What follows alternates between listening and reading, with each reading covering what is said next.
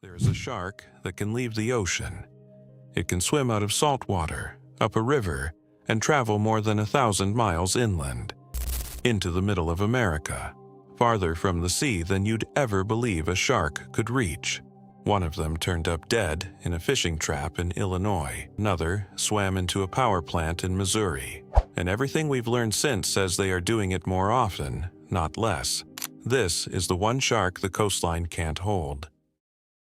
In September of 1937, two commercial fishermen working the Mississippi River near Alton, Illinois, pulled up their bait traps and found them destroyed. Something large had torn through them in the night, bent the frames, taken the bait, and left. So they built a stronger trap, reinforced it with heavy wire, baited it with chicken guts, and waited for whatever was strong enough to do that kind of damage to come back. The next morning, they hauled up the trap and found a shark. It was 5 feet long, 84 pounds, and it was dead in the wreckage of a fisherman's trap in the middle of Illinois, 1,740 miles from the Gulf of Mexico, not near the coast. In the fresh water of the upper Mississippi, closer to Canada than to the sea, in a river running through the agricultural heart of the Midwest. They put it on display in the local fish market, and crowds came for days to look at the impossible thing. A shark, 1,000 miles inland. For decades, that animal was treated as exactly what it appeared to be, a freak.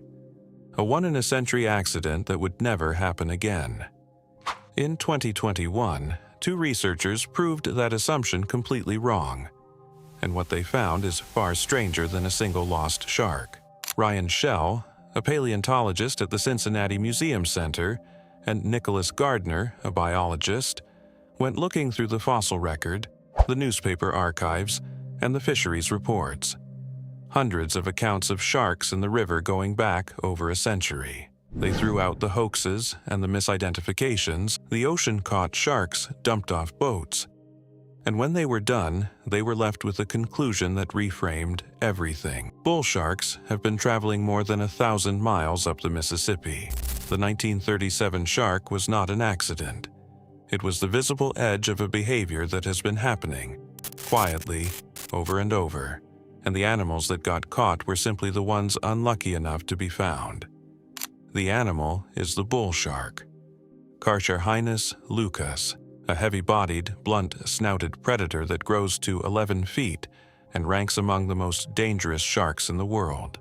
Aggressive, powerful, and responsible for a large share of the attacks blamed on other species. But it carries an ability no other large shark on Earth possesses, and that single ability is what turns this from a curiosity into something unsettling. It can leave the ocean. It can swim out of salt water and into fresh, up rivers, into lakes, hundreds and even thousands of miles inland, and survive in water that would kill any other large shark in days, because almost every shark is sealed inside the ocean by its own body. A shark must constantly manage the balance of salt and water across its tissues, and that machinery is calibrated for the sea. Drop a great white into a river and its cells begin to fail. Fresh water, to nearly every shark, is a slow poison, and the coastline is a wall it cannot cross. That is why we picture sharks as ocean animals. For almost all of them, the ocean is not a preference. It is a cage. The bull shark got out. Its kidneys, liver, gills, and a specialized organ called the rectal gland work together to let it actively adjust the salt content of its own body to match whatever water it is in. In the sea, it retains salt. In fresh water, it dumps and recycles it. It can cross the boundary that stops every other large shark cold whenever it wants. It can swim up the drainpipe of an entire continent and be perfectly at home, which is the question the 1937 shark first raised, and the 2021 study made urgent. If a bull shark can go up a river, how far will it go and how many have done it without anyone knowing? The record only catches the ones that get trapped. In 1995, a bull shark was pulled from the intake screen of the Rush Island Power Station near Festus, Missouri, about 900 miles up the river. Two confirmed animals caught 58 years apart, both hundreds of miles into the freshwater interior, and, as Shell and Gardner concluded, almost certainly not the only two. Just the only two that swam into a trap or a power plant where a human would find them. And this is where the story stops being history and becomes something happening now. Because the evidence increasingly shows this is accelerating. In Mobile Bay, Alabama, researchers tracking juvenile bull sharks found that over the past 20 years, as the water warmed, the number of young bull sharks increased fivefold, 5 times as many in 2 decades, moving into the exact low-salinity nurseries that feed the inland waterways. In the summer of 2023, commercial fishermen in Louisiana's Atchafalaya Basin began reporting bull sharks in numbers they had not seen before, enough to be discussed as a genuine problem on the water. The animal that appeared once in 1937 and once in 1995 is, by every recent measure, becoming more common in American freshwater, not less. The reason is the one variable that has always governed where a bull shark can go.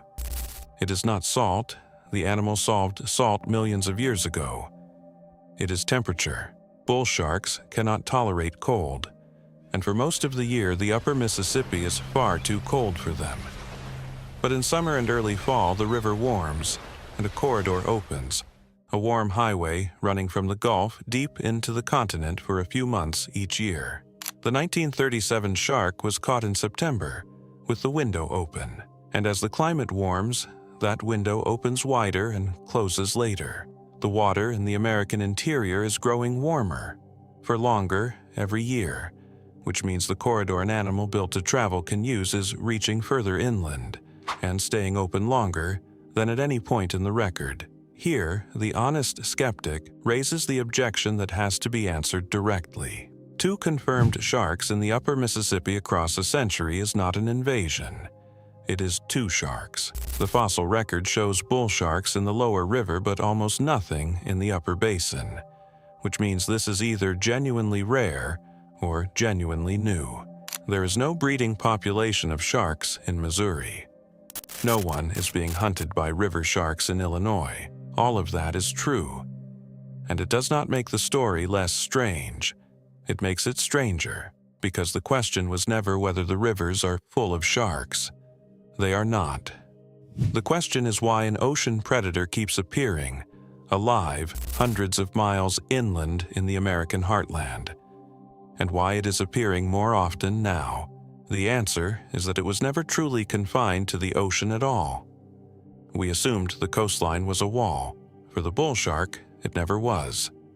The animal has been slipping through the doorway the whole time, and the water it in is now warmer and open longer than it has ever been. Detecting these sharks is nearly impossible, which is why the record stays thin even as the phenomenon grows. A bull shark moving up a river is not cruising the surface. Rivers like the Mississippi are wide, deep, and muddy. The shark hunts in exactly the kind of low-visibility water where no one can see it pass. It leaves no carcass unless it dies where a human finds it. It builds no den and marks no territory. The 1937 shark was found only because it got greedy with a fisherman's traps. The 1995 shark, only because it swam into a power plant. Every other bull shark that rode the warm current up into the interior and slipped back down did so without leaving a trace anyone was positioned to find. And the deepest unease in this story is buried in the history. In the summer of 1916, along the New Jersey shore, a series of attacks killed 4 people and injured a 5th. 2 of the deaths did not happen in the ocean. They happened in Matawan Creek, a narrow, muddy tidal creek 11 miles inland, in a town that believed itself far too removed from the sea to fear a shark. A boy was pulled under. A man who dove in to save him was fatally bitten. That morning, a retired sea captain had seen a dark shape moving up the creek against the tide and tried to warn the town. And the town laughed him off because everyone knew sharks did not come that far inland. Those attacks became part of the inspiration for Jaws, and while the species has been debated for a century, many experts point to the one animal that fits a freshwater creek without contradiction: a bull shark, doing exactly what the 1937 shark and the sharks now filling Mobile Bay all do.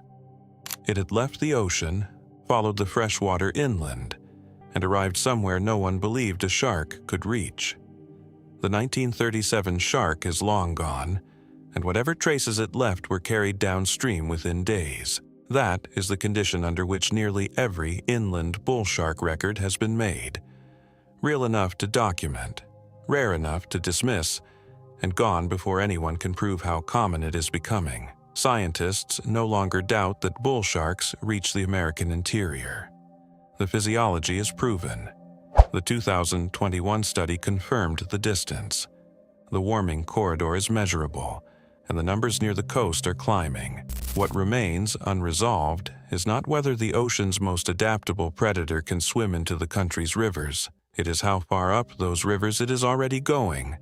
In warming water, in numbers no one is positioned to count. Somewhere in the warm summer water of a river far from any coast, in a channel too deep and too muddy to see into, something that is supposed to be sealed inside the ocean is moving upstream against the current, either still there or already slipping back toward the sea before anyone thought to look.